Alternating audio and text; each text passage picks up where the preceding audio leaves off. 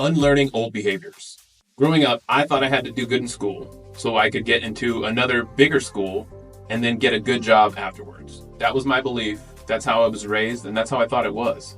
Now that I'm in this entrepreneurial space, it kind of feels silly that I thought that, but I completely understand why I did. Our system is designed to create good workers. I don't believe that there was any ill will when this began, because we humans are creatures of habit, and we human beings can get accustomed to horrible things. But I will say this about school. It does teach you to get along in groups.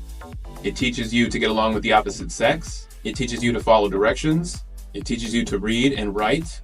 There are a ton of things that school is beneficial for, but all the while the design is to create a good, compliant worker. And I don't believe there's anything wrong with going to college and getting a good job afterwards, because that's what I wanted, or at least that's what I thought I wanted. But back then, I didn't have the capacity or the ability to look objectively at my own thoughts, or my habits, or my feelings. But nowadays, I can step outside those thoughts and those feelings and analyze them for what they truly are, thoughts and feelings. Am I feeling this way because I'm afraid? Or am I feeling this way because I'm jealous? And if I'm angry or jealous, what was my role in it? Was it warranted? And even if it was warranted, I like to think what a mature adult would do in those types of situations, and that I try my best to do that, even though it goes against my initial feeling. But it does not work every time. This is a practice. Everything that I'm talking about in this video has to be practiced, in my experience. Self-analyzing does get exhausting, but at least for me, it's necessary. And this skill of objectively looking at my own thoughts was learned when I was taking on meditation for the first time. It's not as easy as it sounds to just sit with one's own thoughts and feelings. In the beginning, I thought that I was broken. I thought that I was different because my brain had thoughts all the time. I even thought I had too many thoughts to possibly meditate. It took a lot of maturing in the way that I think for me to finally get to a place where I could actually sit and listen to myself and look at my thoughts from the outside, and then the practice of letting them go. And sometimes you got to let the good ones go too. But again, it has to be a habit. It has to be a practice. It has to have a place built into your day so it doesn't get forgotten. For me, my meditation time is usually in the steam room or the sauna at the gym, or if I'm at home, I do it in the shower. But at times of high anxiety and stress, I could literally meditate anywhere. When things get tough, I will literally just close my eyes for a minute and breathe. Just breathe. Times have changed. My thoughts used to overwhelm me, and I honestly believe that anxiety is what led to a lot of poor decisions in my life. Unlearning old habits has been the biggest part of this chapter in my life. And I'm saying all this because I have been able to relate to other creators, other people who espouse motivation. Unlearning my old behaviors is a lot like letting go of judgments. When I was able to finally let go of these preconceived judgments that I have of other people, then I was finally able to let other information in. And for me, that was a gold mine moment. It literally feels like these chains were released from me, and now I'm free. Free to think, free to be kind. From the time you're a kid to when you grow up, you learn all of these things and you believe them. You've believed them so long that they are indefinitely a part of you. So coming to the realization that you might be wrong about some stuff kind of hits you in the gut. But it is from that place that I was able to grow. That was my springboard. Finally realizing that I do not know everything and I don't have it all figured out. Once I had those two things locked in, the growth began exponentially. I don't claim to be an expert on anything, but what I am saying is that in my experience, when I set these habits in my life for improvement, everything got better. My friendships, my romantic relationships, my relationships with my children, the act of letting go all of my preconceived notions about everything, and I'm still working on it. But that really set me on a path to, I don't know where I'm going, but I know it's up and I know it's good. But it is kind of a double-edged sword, because for a while I was in a place where I was trying to let everything go that I knew from the past. However, you can't really do that because some of that stuff you actually do know. So I'm in this place that I'm constantly analyzing everything that's coming through my head, and I don't catch it all. I try, but I definitely don't. And I'm always trying to create new habits and start new routines just to keep myself going in one direction. For instance, my morning goes like this. I wake up, and I try to drink a tall glass of water. Then I make my bed and get my bag ready for the gym. I make myself a protein shake, I have a packet of oatmeal, and I take the dog for a walk.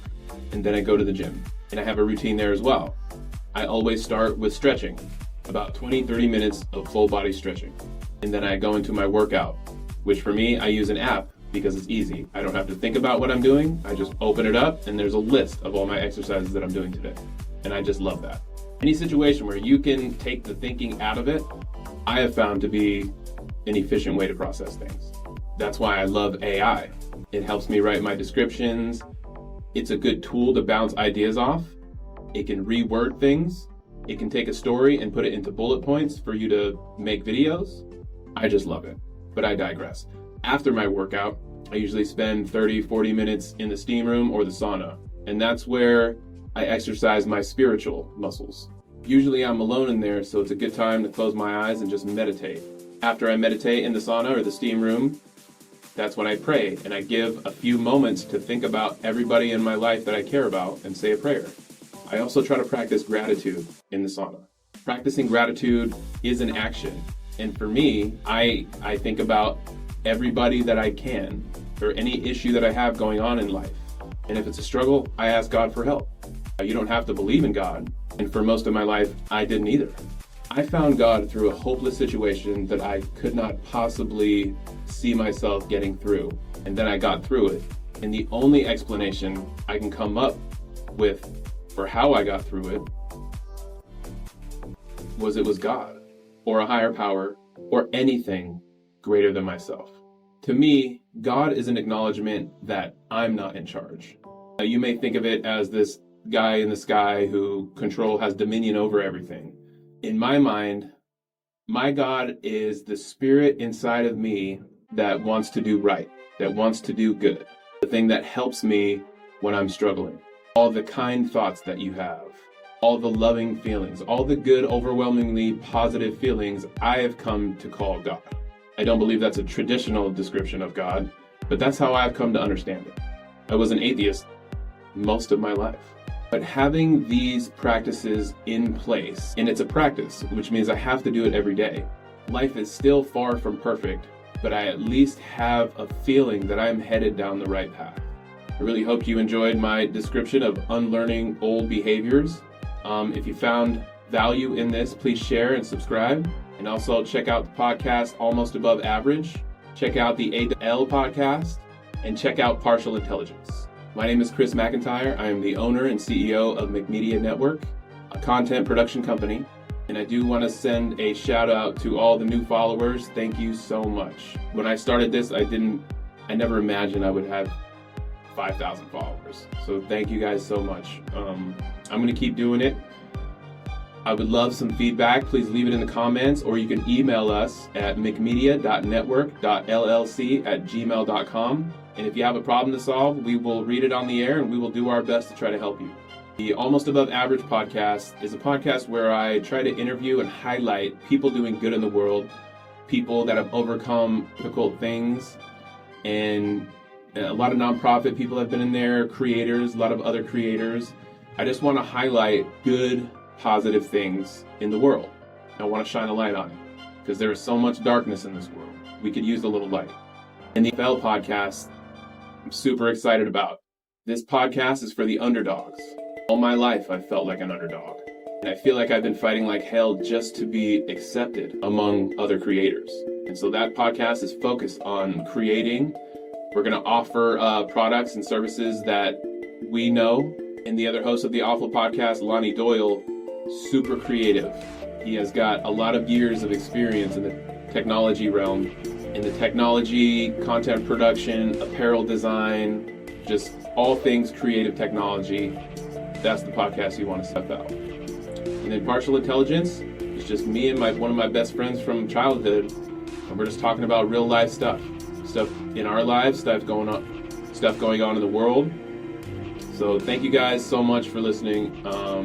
Please check it out. Please subscribe to the channel. Let me know what you want to hear. I'll make content based on what the demand is out here, based on my experience. So until next time, thanks. I'm Chris McIntyre for Almost Above Average and the Awful Podcast and Partial Intelligence, and we'll talk to you soon.